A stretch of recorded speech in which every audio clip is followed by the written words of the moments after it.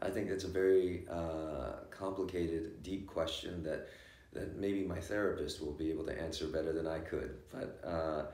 But I can say that uh, I've always been aware that there have been a number of incredible stories in my family's history. And I've always thought to myself, I wonder why these stories have never been told. And, I've seen, growing up in America, I saw so many stories about other families, but I never saw mine represented. And, the specifics of what I know about my own family could make an incredible movie. And so, even as a kid, I think I realized that there were these stories out there and no outlet to tell them. And, contrary to a lot of actors who say that they were shy when they were a kid, I wasn't. I was very outgoing. But I never felt like that there was this place where I could tell these stories in such a way that would make an impact on not just the people I was telling them to, but a larger audience. And so I think that had something to do with why I became an actor. I really do feel like there are these stories that deserve to be told, and storytellers to tell them. And I guess I wanted to be a part of that tradition. It doesn't really, on a conscious level, unless the character is, specifically Asian American. As an actor, I approach every scene the same way. I look for my objective, I identify my obstacles, I identify my emotional state, and I play an intention. Um, does my heritage influence those choices? Absolutely, because it's part of who I am, it's part of my foundation. But I don't actively say, well, how does my Asianness influence this scene? Unless, of course, the character calls for that in some way. So um, it doesn't consciously all the time, but subconsciously, it's a part of who I am. I'm sure I did, but the moment I actually remember most vividly is actually one that filled me with a great deal of pride. When I was in high school, it was right around the time that sushi was becoming popular in my hometown. And I thought it would be really nice to have my best friends over and have a nice formal like Korean dinner. And it included the Korean version of sushi, which is called kimbap or chobap. And it's where you take the Japanese nori, or what we call in Korea kim, and wrap it around rice with some beef and vegetables, and it's chopped up like a hand roll. And that was kind of the featured selection at this dinner that my mom so graciously decided to make for me and my friends. So we all got together and we sat around our formal dining room table and we dressed up nice, and my mom served us this amazing meal. And I remember how much my friends enjoyed it, to my surprise. And it was just a moment where I felt really proud to be able to introduce this kind of food to my friends and to this neighborhood. We have a very long way to go. We're in a position where we're starting to have serious supporting roles and even the occasional leading role. But if you look at the percentage of representation vis-a-vis our representation in the population, it's still very, very low. That said, I think there's never been a better time to be an Asian American in entertainment, because I do think the opportunities are greater than they've ever been.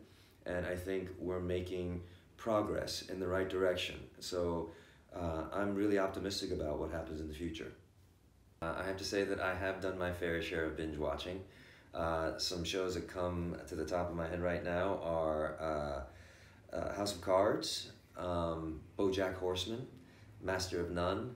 But I think my favorite of all time is the original version of The Office. I can turn that on at any moment and I'll end up watching one or two episodes like that. I'm so in love with Ricky Gervais's portrayal of this character and this world, and it's like comfort food to me. I have to say, Comcast has a pretty amazing slate for this month coming up. Some of the films are The Crimson Kimono, Enter the Dragon, The Joy Luck Club, Dragon, the Bruce Lee story, Better Luck Tomorrow, Harold and Kumar Go to White Castle, Saving Face, Ninja Assassin, Life of Pi, The Namesake, and Gook. I have to tell you, I've seen every one of these movies, and it's absolutely correct that they should be showcased this month because they're all significant to our history. But the one that stands out for me the most is The Joy Luck Club. It was the first time I'd ever seen my ancestors' stories put on screen, and when I say my, I mean ours. And it was significant to me in that way because I don't think there's been a movie like that before or since.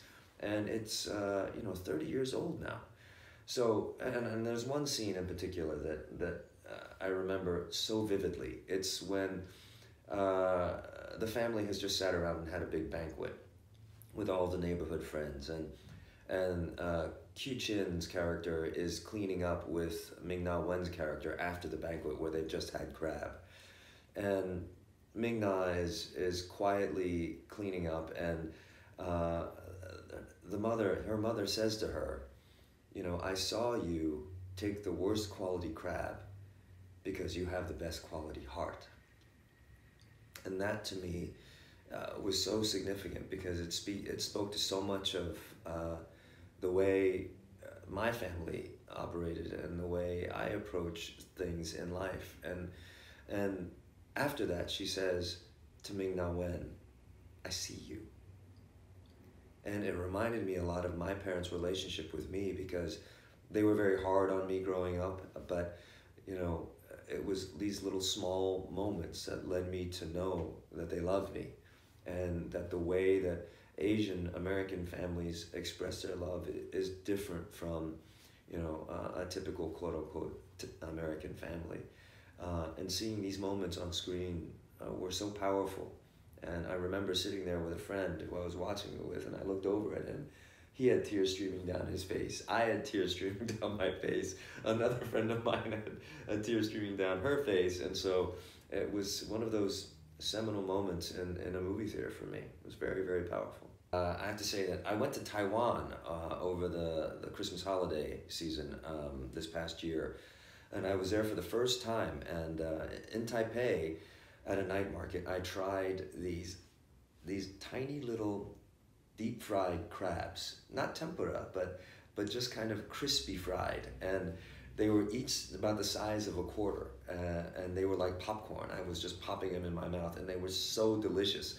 I found myself eating not just one full bowl of them, but two, and I could have eaten those all night. I'm sure they're probably baby crabs or something awful like that, but they were so delicious.